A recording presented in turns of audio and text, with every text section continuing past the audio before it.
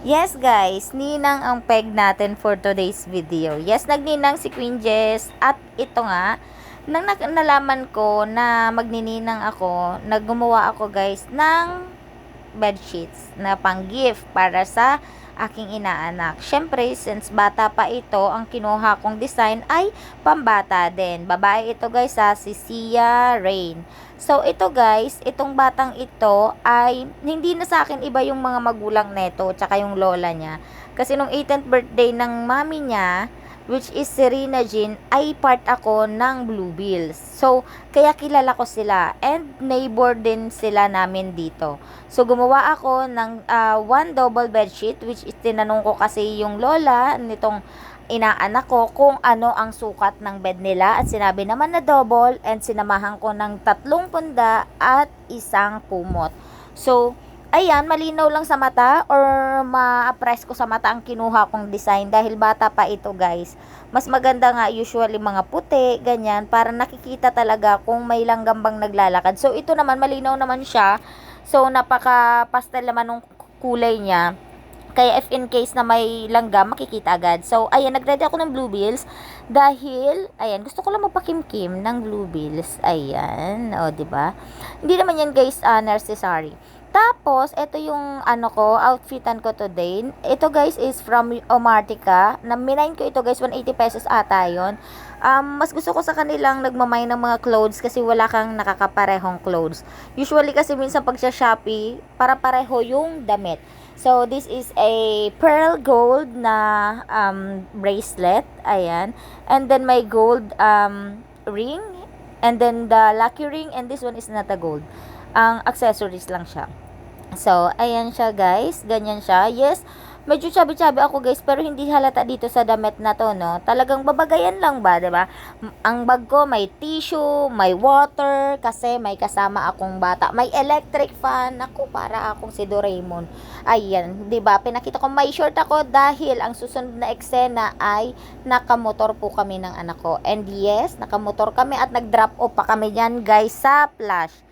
Ayan, o, 'di ba? Nasa stoplight kami niyan, guys. Ito naman, nagantay pa kami ng mga 5 minutes dahil nasa ano pa sila, hindi pa sila dumarating. Akala ko nga, guys, late na kami kasi 12 noon ang nakalagay na na time. Pero ayan, nakarating kami mga 12:30 na. Pero sinabihan naman ako ni Ate Jean na 1 ang start ng misa. So, eto na nga. Tingnan nyo to guys, si Gab-Gab. Dati ito palang pinapabinyagan ko. Ngayon, tingnan nyo naman, ang laki-laki na. Tapos, ang daming tanong guys. Ang daming ng katanungan. Super curious na siya guys sa mga bagay-bagay. Tinatanong niya, nasan si Jesus? Nasan si Mama Mary? Nasan si Papa Jesus? Bakit daw ang daming santo sa loob ng simbahan? Kahit ako guys, sa tanda kong tulito na ako kung sino yung mga santo doon. So, hindi ko na talaga masagot lahat. Which is nileleson nila ito guys sa CLED. Kaya sabi, nakarating na kami guys sa Ilog Jordan kung saan binaptay si Jesus. Naku talaga, lahat na. So, eto guys, gusto ko siyang isama sa mga ganitong event or occasion kasi nga, syempre, ibang atake naman ito. Unang-una, gusto ko makita yung patience niya.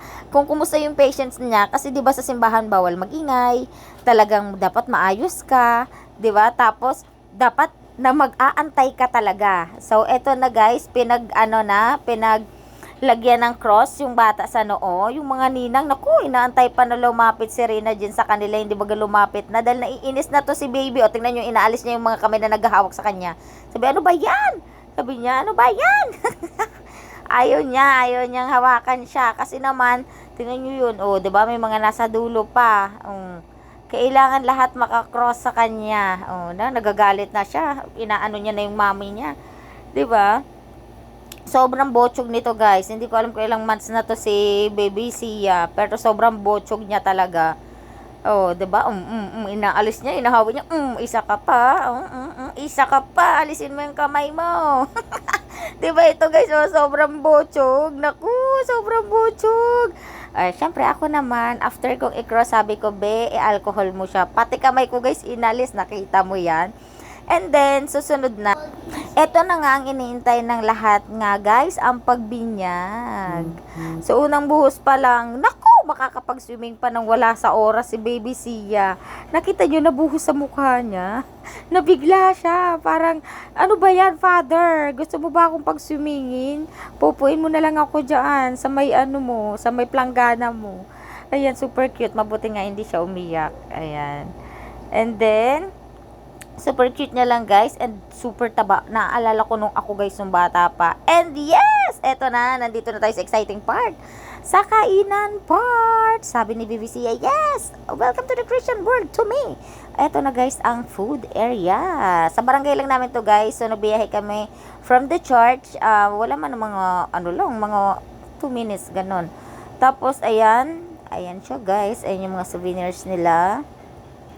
And then ayan, kainan time. Siyempre, napakasaya naman ng after mong mag-antay, 'di ba? Yan ang pinaka-exciting part talaga, ang kumain. Ayan, 'di ba? May lechon, may patatim. Yun kasi yung nilantakan ko, guys, at yung seafoods. Yung iba na lagi ko naman nakakain, hindi ko kinain.